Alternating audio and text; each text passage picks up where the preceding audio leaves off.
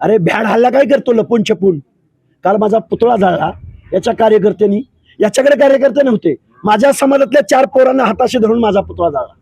मला माझ्या समाजातल्या लोकांच्या मनातली दहशत कमी करण्यासाठी मी गेवराईच्या छत्रपती शिवाजी महाराजांच्या चौकामध्ये आलो. तर या माणसांनी बिल्डिंग मधून टपऱ्या आडून, दुकानं आडून माझ्यावरती दगडफेक केली. गावगाड्यातल्या ओबीसींना आणि भटके विमुक्त जाती जमातीच्या माणसांना माझं सांगणं आहे, गेल्या 2 वर्षापासून संविधानाची भाषा या निर्ढावलेल्या व्यवस्थेला समजावून सांगतोय, तुम्हाला समजावून सांगतोय.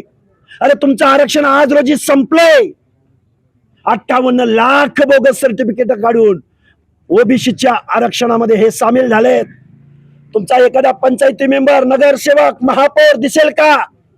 मुख्यमंत्री महोदय, जर लाखो सर्टिफिकेट जर यांनी बोगस कुणबी सर्टिफिकेट काढली गेली असतील तर महाराष्ट्रातला गावगाड्यातला बलुता, आलुता, भटक्या विमुक्त जाती जमाती, मेंढपाळ या महाराष्ट्रामध्ये झडपी मेंबर बनेल का? पंचायती मेंबर बनेल का? महापौर बनेल का? त्यांच्या स्पर्धेमध्ये हा बांधव टिकेल का?